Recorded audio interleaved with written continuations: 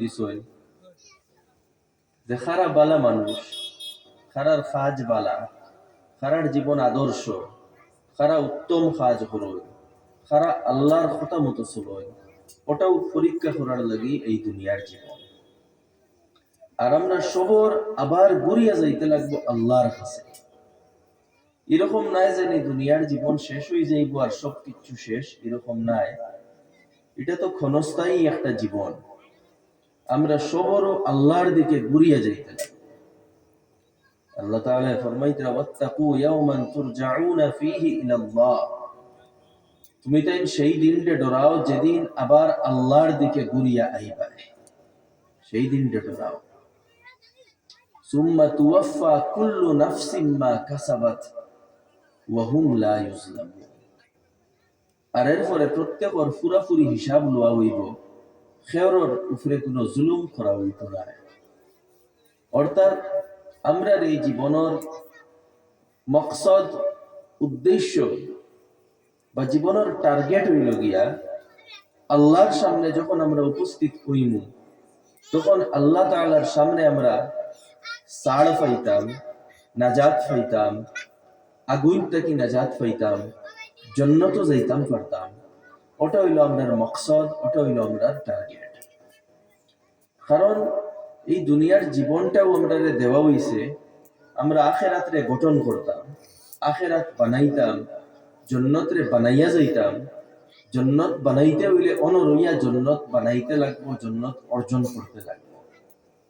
দুনিয়া হইল দারুল আমাল, মরার পরে আখিরাত যাওয়ার পরে আর জান্নাত বানানির কোনো সুযোগ থাকতো না, আর জাহান্নাম থেকে বাঁচার কোনো সুযোগ থাকতো না।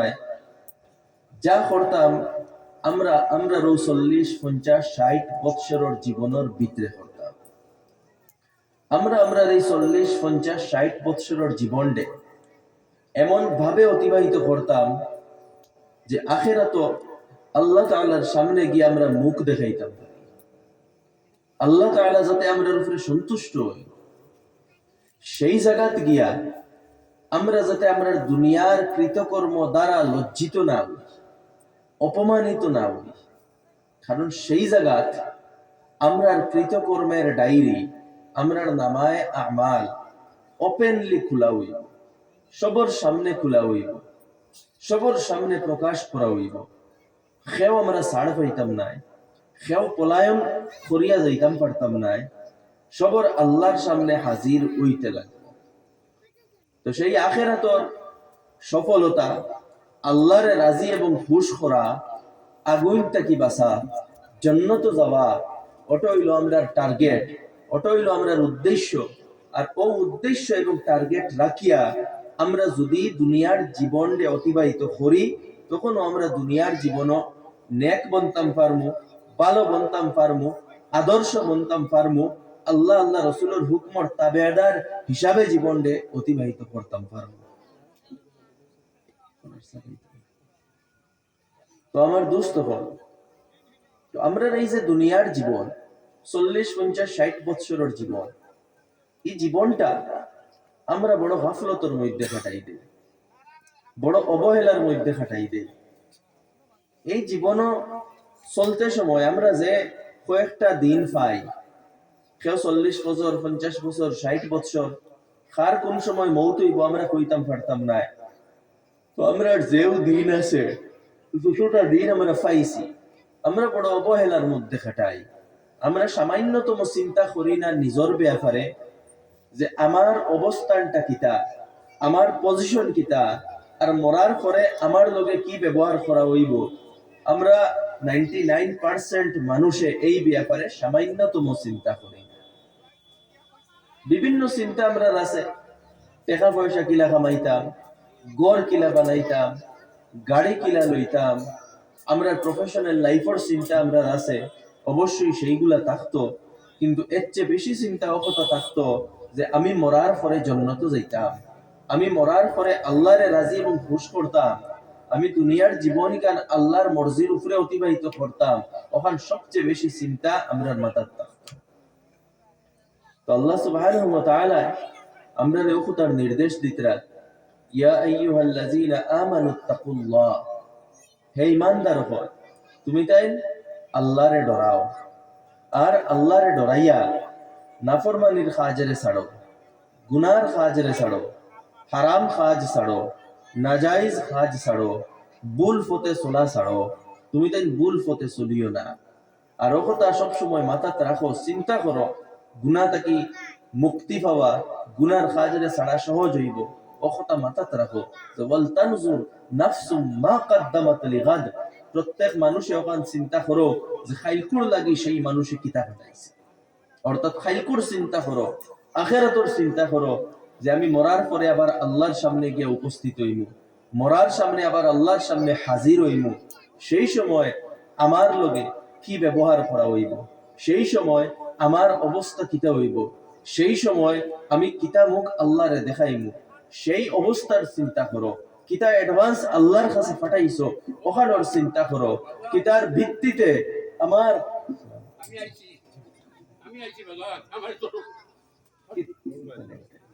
কিতার ভিত্তিতে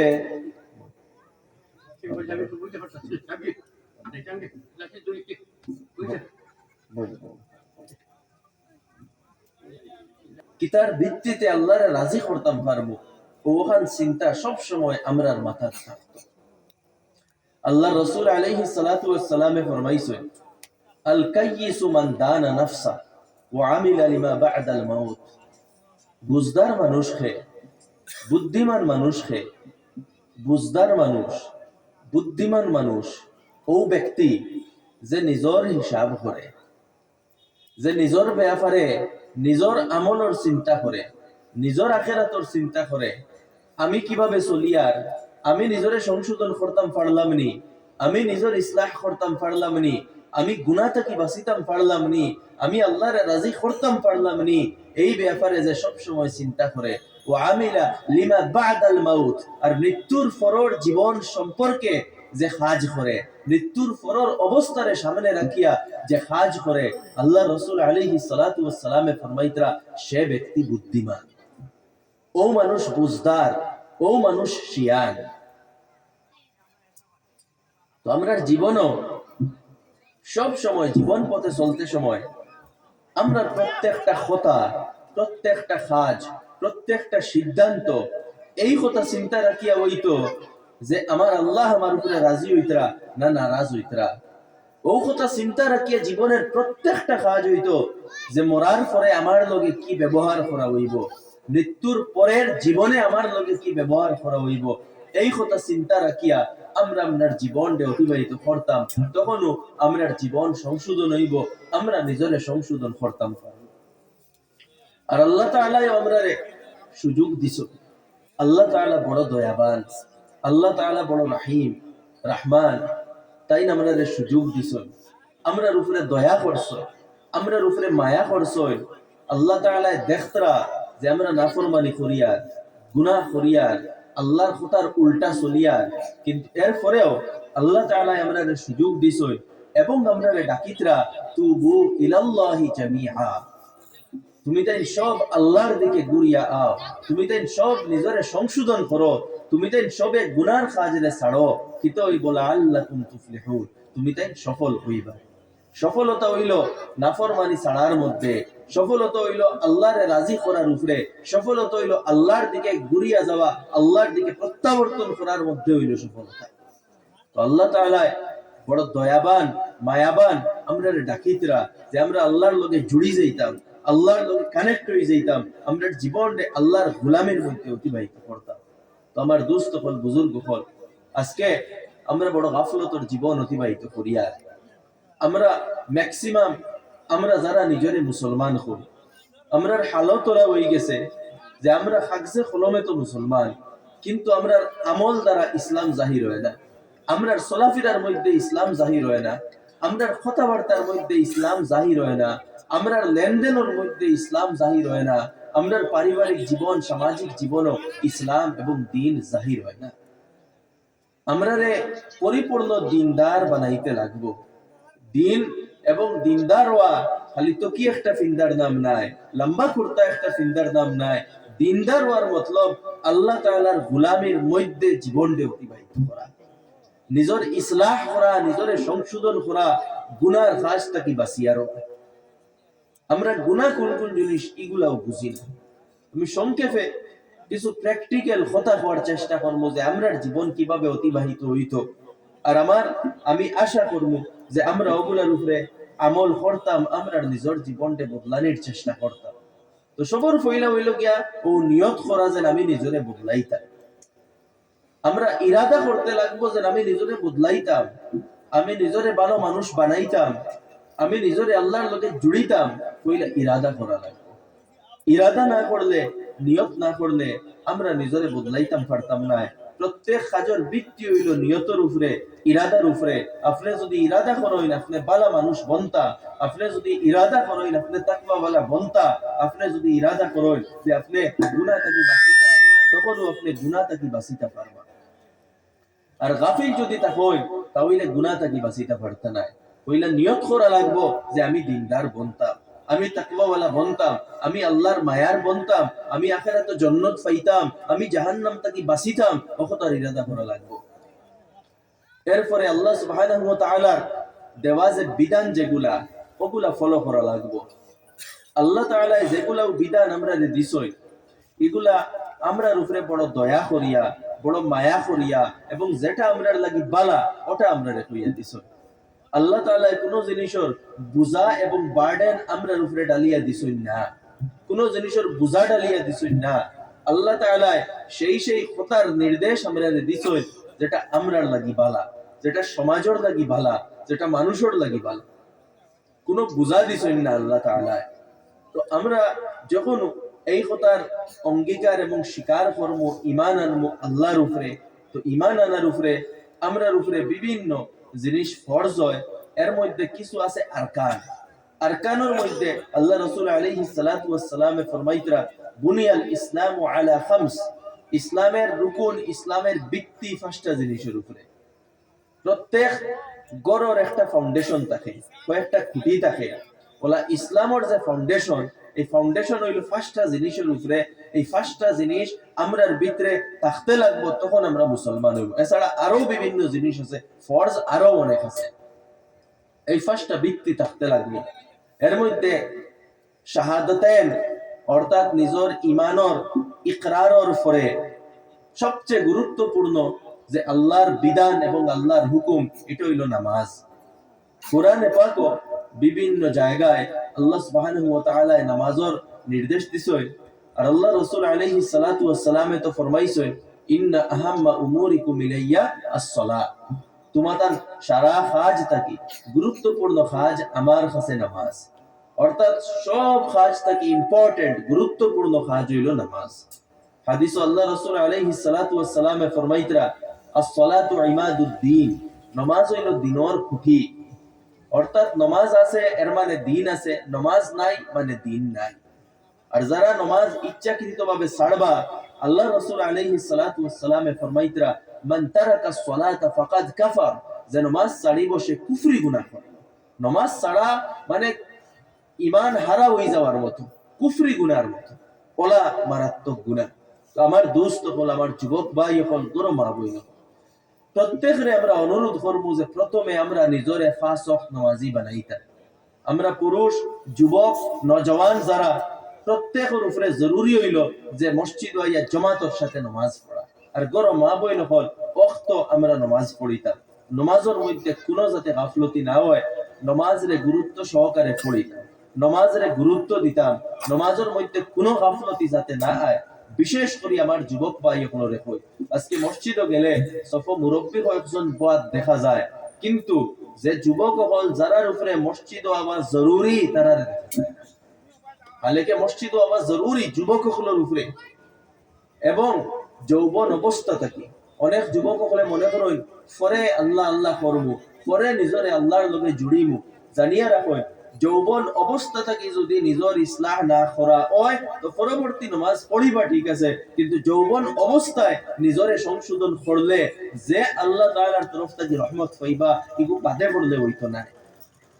যৌবন অবস্থা থেকে আল্লাহ আল্লাহর লগে জুড়া, যৌবন অবস্থাটা কি আল্লাহর লগে নিজরে কানেক্ট করা, যৌবন অবস্থাটা কি আল্লাহর ইবাদতের মধ্যে নিজরে নিয়োজিত করা, এর ফজিলত কতখান। আল্লাহ রাসূল আলাইহিস সালাতু ওয়াস সালামে ফরমাইতরা, সাবআতু ইউযিল্লুহুমুল্লাহ তাহতা যিল্লি আরশি ইয়াওমা লা যিল্লা ইল্লা যিল্লু। সাত গুরু মানুষ হলা আসয় কিয়ামতের দিন আল্লাহ সুবহানাহু ওয়া তাআলা তারারে আরশের ছায়ার তলে জায়গা দিবা। সাত গুরু মানুষ যেদিন কোনো ছায়া থাকতো না। সূর্য 1.5 কিলোমিটার উপরে আই যাইব, 1 মাইল উপরে আই যাইব। আজকে সূর্য আছে 15 কোটি কিলোমিটার দূরই, 15 কোটি কিলোমিটার দূরই আমরা তাকে সূর্যের, পৃথিবী থেকে সূর্যের দূরত্ব। সেই 15 কোটি কিলোমিটার দূরে থাকা সত্ত্বেও গরমের দিন 5 মিনিট রোদিত উবানি যায় না।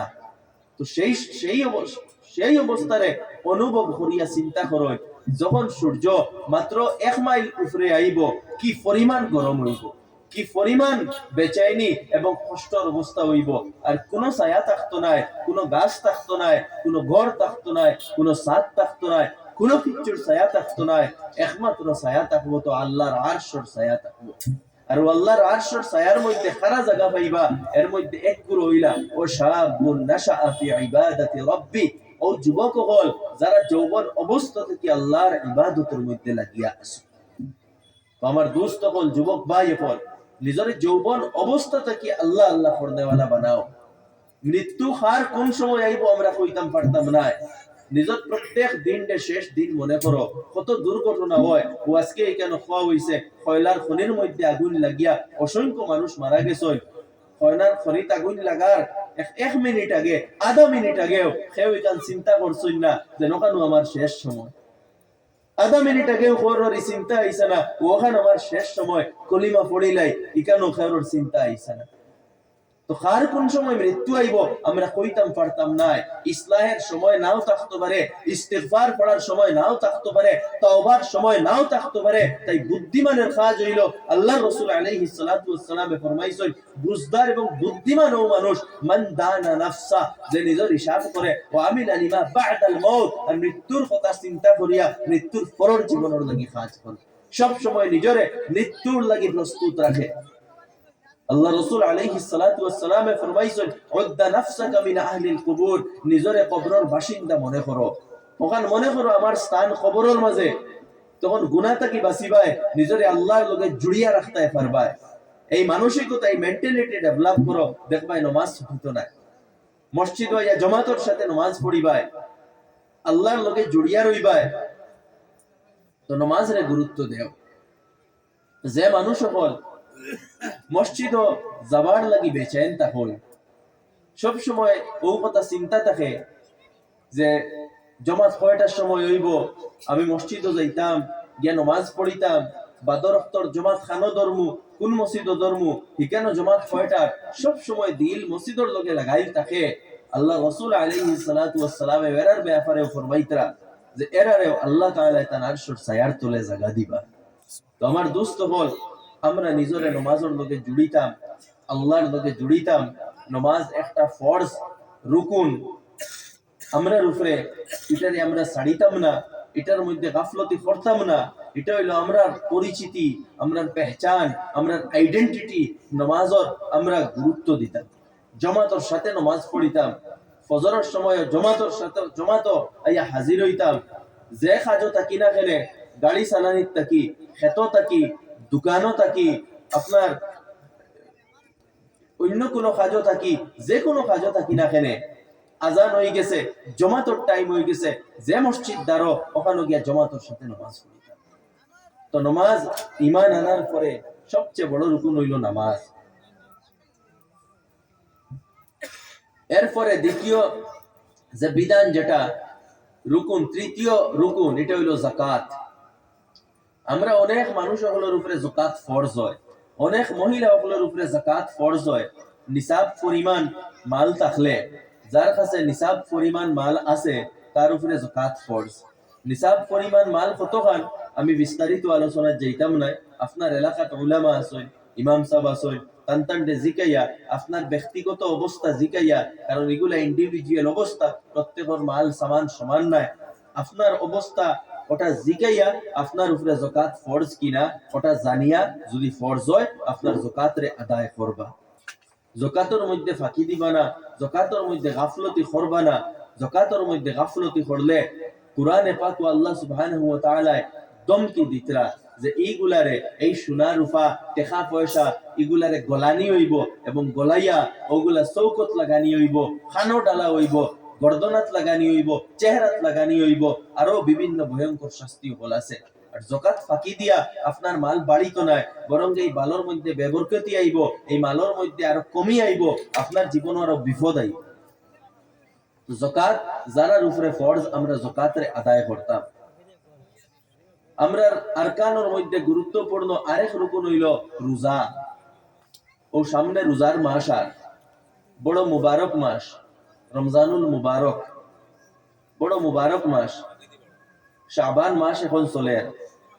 আল্লাহ রাসূল আলাইহিস সালাতু ওয়াস সালামে শাবান মাসে দোয়া ফরমাইতা, আল্লাহুম্মা বারিক লানা ফি শাবান ওয়া বাল্লিগনা রমাদান। আয় আল্লাহ, শাবান মাসে বরকত দেও আর পবিত্র মুবারক রমজান মাস খানো নিয়া আমারে পৌঁছা।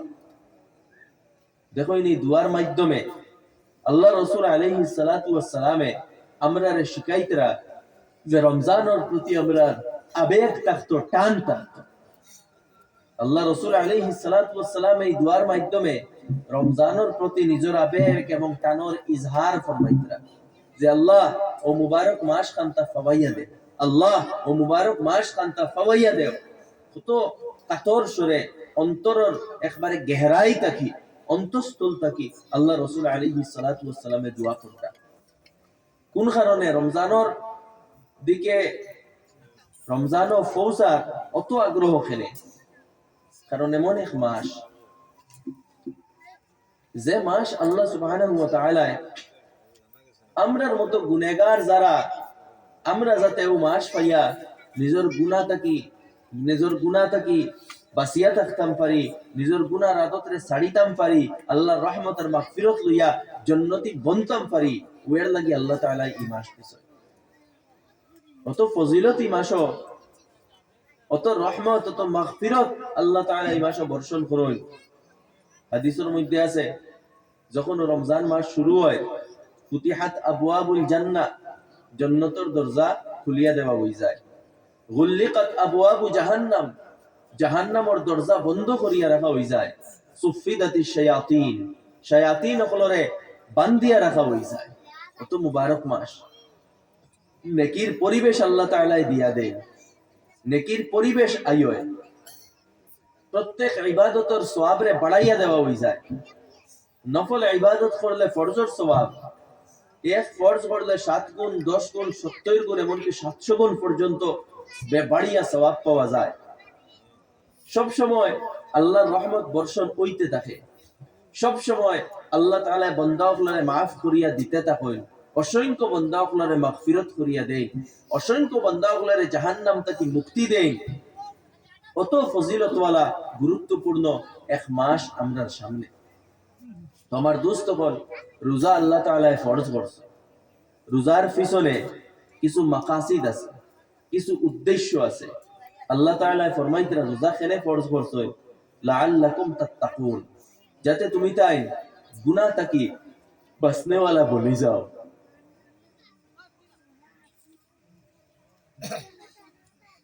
রোজার উদ্দেশ্য হইল তাকওয়া অর্জন করা, গুনাহ থেকে বাঁচা।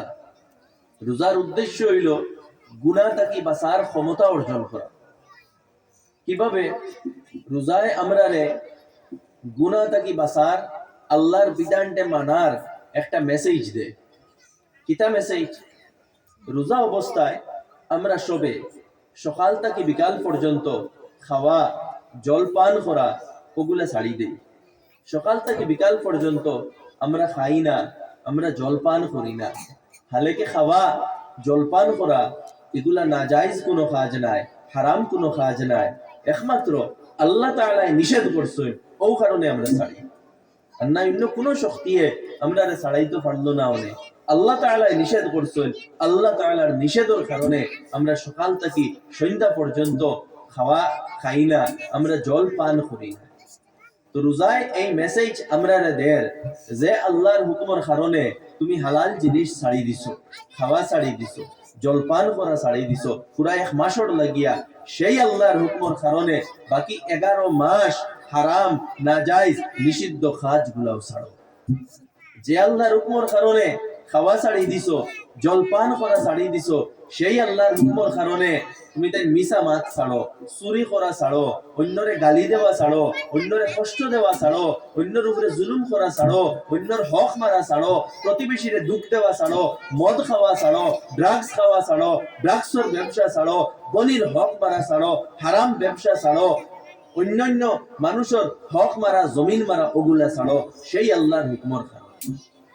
তো ওটা রোজার মেসেজ, রোজার ওটা শিক্ষা যে আল্লাহর হুকুমের কারণে যেভাবে 1 মাসের লাগি খাওয়া ছাড়ি দিছি, জলপান করা ছাড়ি দিছি, বাকি 11 মাস ও আল্লাহর হুকুমের কারণে হারাম নিষিদ্ধ যত কাজ আছে সেইগুলারে আমরা বর্জন করতাম। ওটা রোজার মেসেজ। তো রোজার মাধ্যমে আমরা থাকি আমরার ভিতরে যত কুপ্রবৃত্তি আছে, যত গুনাহ আছে, যত দোষ আছে, ওগুলা থাকি তওবা আমরা করতাম। রমজান মাসে আমরা গুনাহ থাকি তওবা করতাম, নিজের ইসলাহ করার চেষ্টা করতাম।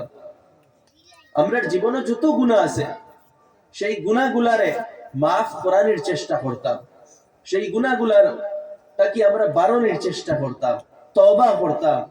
রমজান হইল তওবার মাস, রমজান হইল মাগফিরতের মাস, রমজান হইল তাকওয়া অর্জন করার মাস, রমজান হইল গুনাহ ছাড়ার মানসিকতা অর্জন করার মাস। এই মাস যে মাস আল্লাহ তাআলা দিছই আমরার মতো গুনাহগার হওয়ার লাগি, আল্লাহ তাআলার বড় মায়া আমরার লগে, বড় দয়া আমরার লগে। আল্লাহ তাআলা দেখতরা যে ইতা বান্দা ইতা যদি গুনাহর মাঝে থাকয় ইতা জাহান্নামে যাইবা, আমরা জাহান্নাম থেকে বাঁচাইবার লাগি রমজানের মতো ফজিলতওয়ালা মাস আল্লাহ তাআলা আমরারে দিছই, যে ও মাস পাইয়া একটা সুযোগ দিয়ে করিয়া দেই বন্ধ হলরে জান্নাতের দরজা খোলা, জাহান্নামের দরজা বন্ধ, শয়তান বান্ধিয়া রাখা উজর থাকতে পারে, শয়তানে পথভ্রষ্ট করিলা, শয়তানও বান্ধিয়া রাখা, শয়তানে হইয়া আর ওসওয়াসা দিত না, শয়তানে হইয়া তওবা করা থেকে বাধা দিত না, শয়তানে হইয়া গুনাহ করাইতো না, শয়তান বান্ধিয়া রাখা এমন 1 মাস তোমাদের সামনে দিছি। আর তো নিজের ইসলাহ আর নিজের সংশোধন করিলাম, আর কোনো উজর নাই, কোনো আপত্তি নাই, আর কোনো এক্সকিউজ নাই যে আমি পারলাম না, আমি করতাম পারছি না। আমার আতর দারো রহমত, আতর দারো মাগফিরত, জান্নাত আমার সামনে, জাহান্নাম থেকে বাঁচিবার রাস্তা আমার সামনে, শয়তান বান্ধিয়া রাখা অগণিত রহমত আল্লাহর বর্ষণর। এরপরেও যদি কোনো মুসলমানে নিজের গুনাহ মাফ করাইতে পারে না, অর্থাৎ গুনারে ছাড়ে না, গুনার জীবন পরিত্যাগ করে না, আল্লাহর দিকে ঘুরিয়া আয় না, অত সুযোগ পাওয়া সত্ত্বেও তার পরিণাম কি হইতো? আল্লাহ রাসূল আলাইহিস সালাতু ওয়াস সালামে এরার ব্যাপারে ফরমাইতরা রাগিমা আনফু রাজুল, সেই ব্যক্তি ধ্বংস হোক রমজানের মতো মুবারক মাস পাইয়া নিজের গুনাহ মাফ করাইতে পারলো না। তার লাগি ধ্বংস হওয়া ছাড়া আর কোনো রাস্তা নাই। অত সুযোগ পাওয়া সত্ত্বেও, অত ফ্যাসিলিটি পাওয়া সত্ত্বেও সেই মানুষের দিল সামান্য পরিমাণ তবদিলি আইল না, চেঞ্জিং আইল না, গুনাহ ছাড়ার মানসিকতা আইল না। তাহলে এই রমজান পাওয়া এবং অত ফজিলত পাওয়ার লাভটা কিটা, ফায়দা কিটা? আমার দোস্ত হল রমজান মাস আল্লাহ তাআলা আমরারে দেই, রমজান আয় রমজান যায়গি, আমরা আমরার হালতের বদলাইতাম পারি না। ওটা করি করি আল্লাহ রাসূল আলাইহিস সালাতু ওয়াস সালামর বদদুয়ার আমরা শিকার হই যাইয়া, বদদুয়ার আমরা শিকার হইয়া আমরার উপরে যে মুসিবত, যে বিপদ, এগুলা একটা কারণ ওটাও যে রমজানের মতো ফজিলতওয়ালা মাস পাইয়া আমরা নিজের ইসলাহ করি না এবং চেষ্টাও করি। আল্লাহ রাসূল আলাইহিস সালাতু ওয়াস সালাম এর ব্যাপারে বদদুয়া করতেন।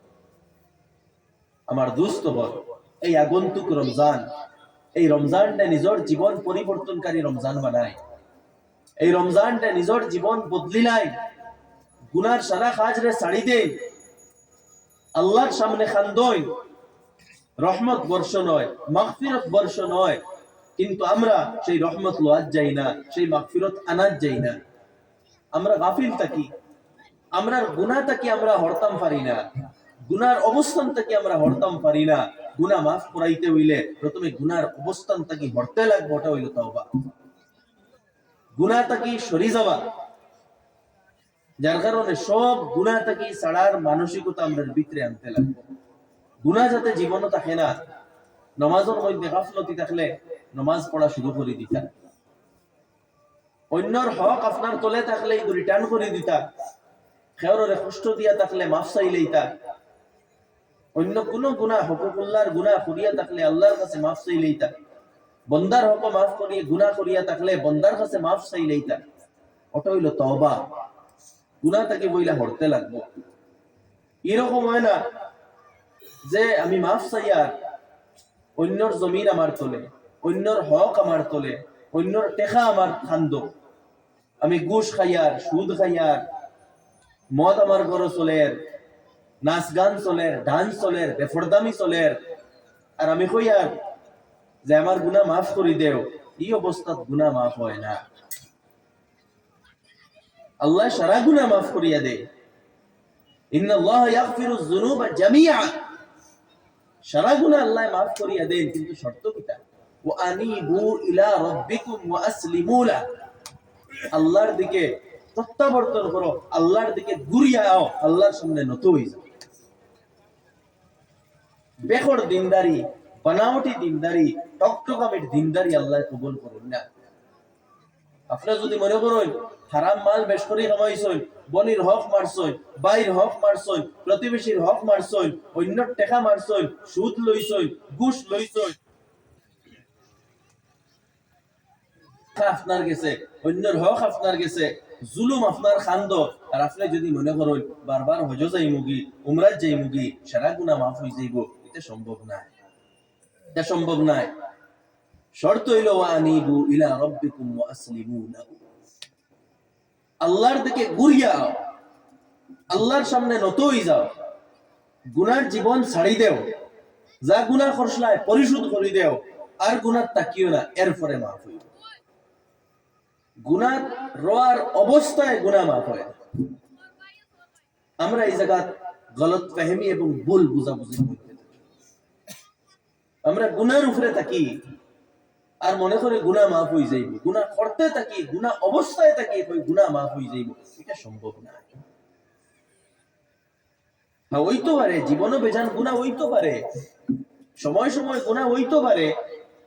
মুমিনের পরিস্থিতি হইল কোন ভুল হয়ে গেলে লগে লগে আল্লাহর কাছে মাফ চাইলা, ও গুনাহ থেকে ফিরে যাওয়া, আল্লাহ মাফ করিয়ে দিলেন। কিন্তু একজন মানুষের তলে অন্যর হক আছে, অর্থাৎ গুনার উপরে, গুনার অবস্থায়। এখন যত দোয়া করো, যত হজ করো, যত উমরা করো, এটার কোনো ফাংশন নাই। বইলে ও হক তাকে বার হইতে লাগে, অন্যর দাবি তাকে বার হইতে লাগে, অন্যরে সেতাইয়ার, কষ্ট দিয়ার, আর লোকে দোয়া করিয়ার আমার গুনারে মাফ করিয়া দে। আর ওখান দোয়া করিয়া গরো গিয়া আবার নিজের স্ত্রীর উপরে জুলুম করিয়ার, এটা দোয়া কবুল হইতো না, এটা গুনাহ মাফ হইতো না। কইলা নিজের, ওটাও আমি কইছি, নিজের অবস্থানটা পরিবর্তন করা। আল্লাহর কাছে বানাওয়াটি দিনদারি কাবিলে কবুল নাই, গ্রহণযোগ্য নাই। আসল নিজের অন্তর দিনদার বানাই, নিজের চলাফেরা আমল খাসলত দিনদার বানাই। তো আমি খোয়াত আসলাম, রোজার ব্যাপারে মাতো আসলাম, যে রোজা এবং রমজান মাস আল্লাহ সুবহানাহু ওয়া তাআলা আমরার ইসলাহ এবং আমরার সংশোধনের লাগি দিছই। আমরার উপরে দয়া করিয়া, মায়া করিয়া, আমার দুস্থ হল নিজর, আমি ওখান কই সবরে যে রমজান মাস বেশ করি আল্লাহর কাছে খান্দই না, দোয়া করো, গুনার লিস্ট লেখই, একলা বইয়া নিজর কাগজ কলম লইয়া জীবন কিতা কিতা গুনাহ করছই ওগুন লিস্ট গুন লেখই, কতদিন নমাজ ছাড়িছই, যাকাত ফরজ আসলো যাকাত দিছই না, হজ ফরজ আসলো হজ করছই না, কয়দিন মা বাবারে কষ্ট